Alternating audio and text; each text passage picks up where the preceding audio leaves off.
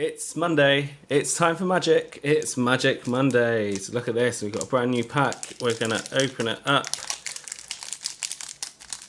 and see what we can pull.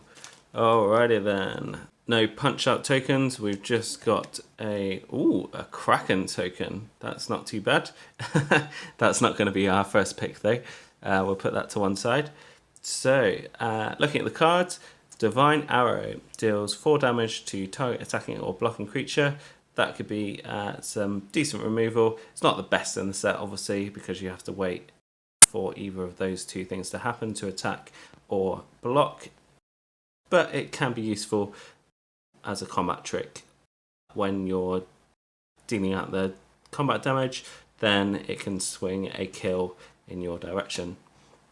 A Lurking Deadeye, Flash, enters the battlefield, destroy target creature that was dealt damage this turn.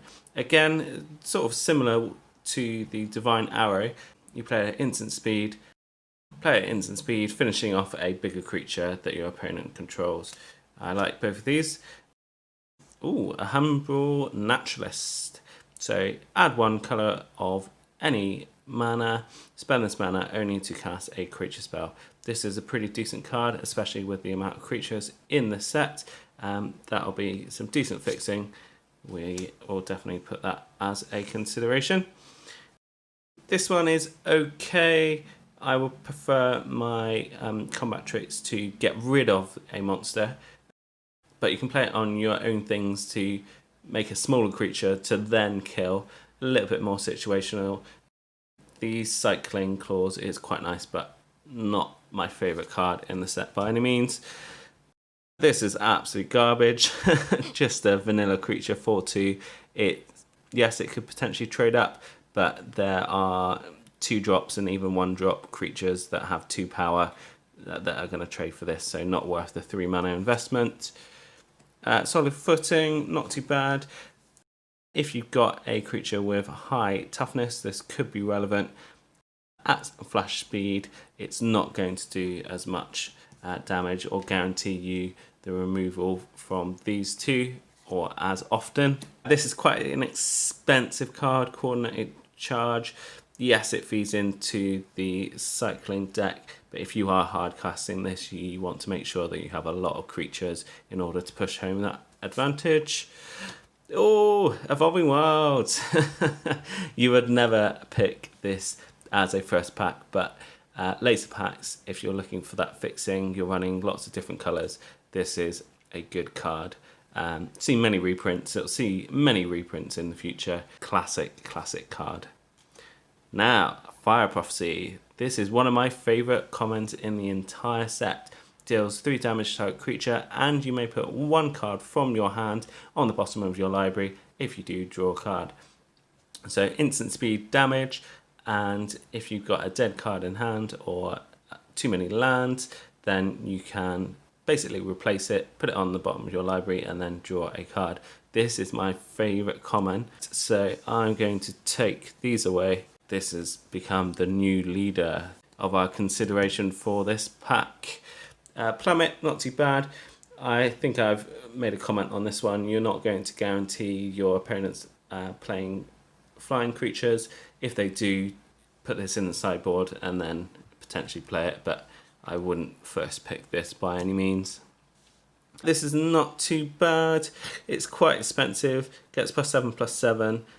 It's basically turning one of your smaller creatures into a large creature, and your opponent's creatures has to block it up to 1. So it's quite expensive removal. This is the Fire Prophecy. You can do that for 3 mana less. It essentially has a free cycling ability because you can draw a card from it. Onto our uncommons. Unbreakable Bond. Return target creature card from your graveyard to the battlefield with lifelink. We've seen this card already as well. You're not going to guarantee your biggest creature is going to be in the graveyard. It's going to feel bad if you draw it in your opening hand. Not quite cutting the mustard. Okay, next card. Back for more. Return target creature card from your graveyard to the battlefield. When you do, it fights up to 1 target creature you don't control. This is quite nice. It's better than the Unbreakable Bond because it does have that fight clause for just 1 extra mana. However, you're not going to be guaranteed your best creatures in your graveyard. You can't guarantee your best creatures in your graveyard, so at some points during the game it's going to be a dead card. And our rare, here we go, Zerda the Dawnwaker.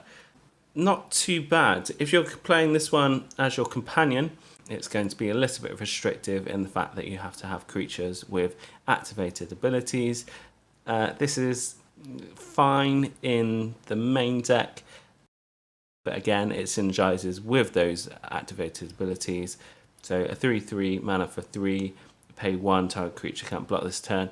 It's okay, but you need pretty much, I'd say, a dedicated build. So in that vein, just for the sheer accessibility, being monocolored of the Fire Prophecy and being very decent in multiple situations, I would say that this is one of the best commons in the set, and therefore one of the best cards in this set.